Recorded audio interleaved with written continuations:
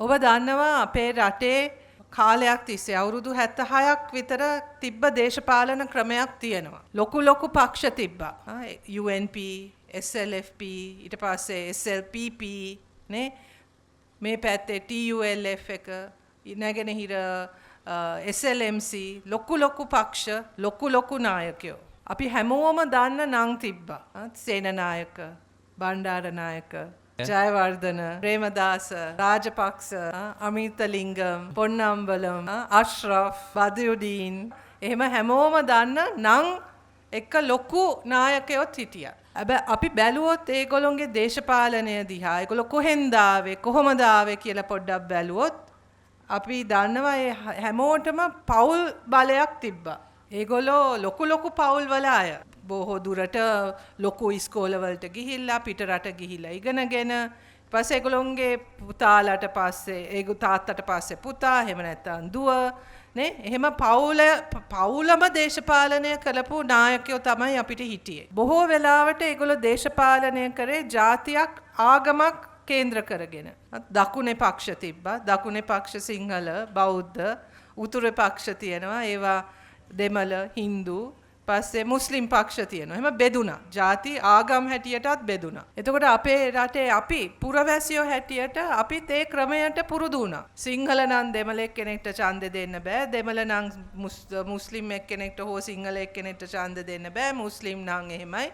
අපි ඡන්දෙ දෙන්න ඕනේ අපේ ජාතිය, අපේ ආගම, අපේ කුලය, අපේ ගම ඒව ගැන හිතලා තමයි අපි ඡන්දෙ දෙන්න ඕනේ කියලා එහෙම සංස්කෘතියක් තමයි තිබ්බේ. එතකොට අපි නායකයෝ නායකත්වය විතරක් නෙවෙයි බෙදිලා හිටියේ මිනිස්සු හැටියටත් අපි බෙදුණා. මේ සියල්ලම 2024 වෙනස් වුණා කියලා අපි හිතනවා.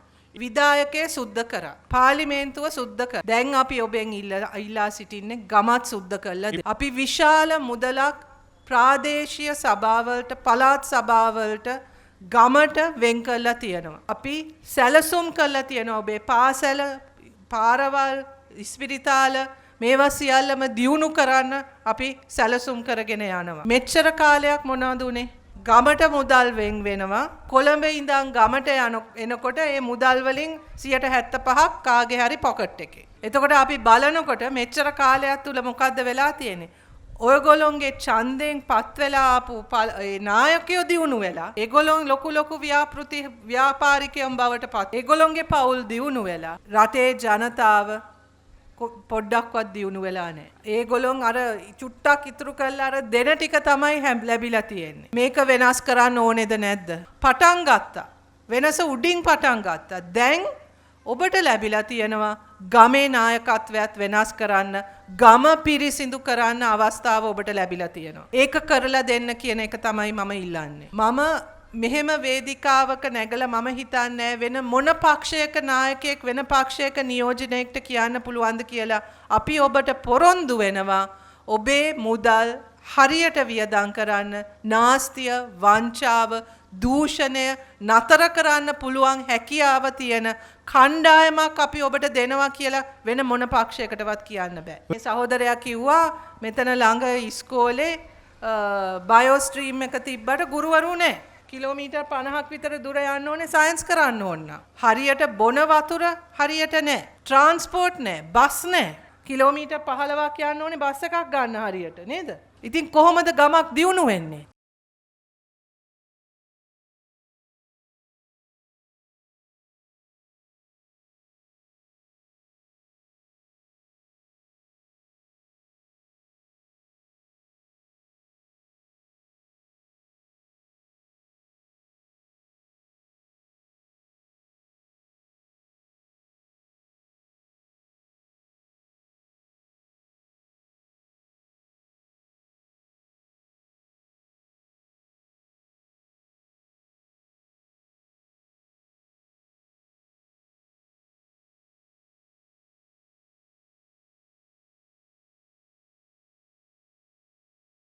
අපිට කරන්න වැඩ ගොඩක් තියෙනවා. මම දන්නවා මේ පළාත යුද්ධෙන් හොඳටම බැටකාපු ප්‍රදේශයක්.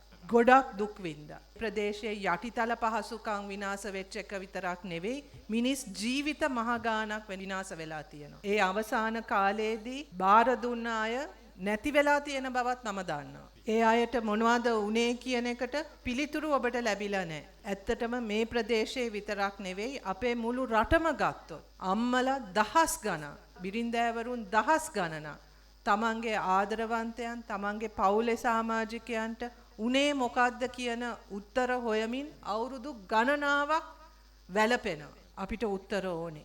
ඒ උත්තර හොයන්න අපි මැදිහත් වෙනවා. ඒක විතරක් නෙවෙයි එවැනි දේවල් නැවත වෙන එක වළක්වන්නත් අපි පොරොන්දු වෙනවා. ආයිත් අපේ රටේ කොටස් වලට බෙදිලා රජය එක පැත්තක මිනිස්සු එක පැත්තක. එහෙම සටන් කරන යුගයක් ආයිත් මේ රටට අවශ්‍ය නැහැ.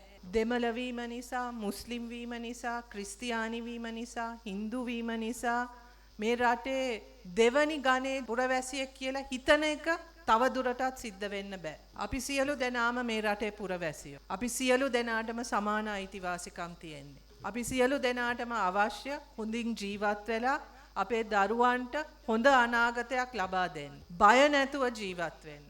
සතුටින් ජීවත් වෙන්න. වැඩිහිටියන් වුණාම අපේ දරුවන්ගේ සාර්ථක ජීවිත දිහා බලලා සතුටු වෙන්න.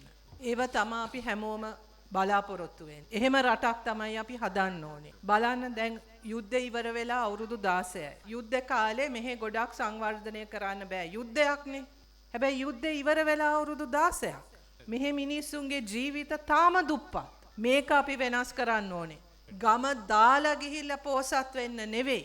මේ ගම තුලත් ආර්ථික අවස්ථා දියුණු වෙන්න ඕනේ. ඒවා ඔක්කොම කරන අතර මේ රටේ සංහිඳියාවත් අවශ්‍යයි. මිනිස්සු අතර තියෙන බැඳීම් දියුණු වෙන්න ඕනේ. සැකයෙන් බලන්න නැතුව එක එක්කෙනා දිහා ආදරයෙන් බලන්න, පිළිගන්න එකිනෙකාගේ වෙනස්කම්, ඒ විවිධත්වය පිළි අරගෙන ශ්‍රී ලාංකිකයන් හැටියට ජීවත් වෙන්න අපි ඉගෙන ගන්න ඕනේ. මේ විවිධත්වය අපි අතර තියෙන වෙනස්කම් අපේ ශක්තියක් හැටියට දකින්න ඕනේ. හැමෝටම මේ රට ගැන ආඩම්බරයක්, මේ රටට මමත් අයිති, මමත් මේකේ කොටස්කරුවෙක් කියලා දැනෙන්න ඕනේ. අපි අතර සැකය වෙනුවට විශ්වාසය, වෛරය වෙනුවට ආදරය, අපේ පරපුර ඒ විඳපු දුක, ඒ අපි දැකපු යුද්ධ, ඒ දැකපු ඒ ප්‍රචණ්ඩත්වය අපේ පරපුරෙන් ඉවර කරගන්න ඕනේ. අපේ දරුවන්ට එහෙම අත්දැකීම් ආයිත් ලැබෙන්නේ නැති වෙන රටක් අපි හදන්න ඕනේ. මම හිතන විදියට, මම විශ්වාස කරන විදියට එහෙම කරන්න පුළුවන් අද රටේ තියෙන එකම දේශපාලන ව්‍යාපාරය තමයි ජාතික ජනබලවේගය. මිනිස්සුන්ට බරක් නැතුව රට පාලනය කරන, හොරකම් කරන්නේ නැති, නාස්ති කරන්නේ නැති, ජනතාව වෙනුවෙන් වෙන් වෙන හැම මුදලක්ම ජනතාවට ප්‍රතිලාභ එන විදියට වැඩ කරන, ජනතාව වෙනුවෙන් උදේ දවල් රෑ බලන්නේ නැතුව කැප වෙන්න පුළුවන්, මහන්සි වෙන්න පුළුවන්. ජාතිවාදී නැති, හැමෝටම සාධාරණව සමානාත්මතාවයෙන් සලකන්න පුළුවන් එකම වේදිකාව, එකම ව්‍යාපාරය මේක තමයි.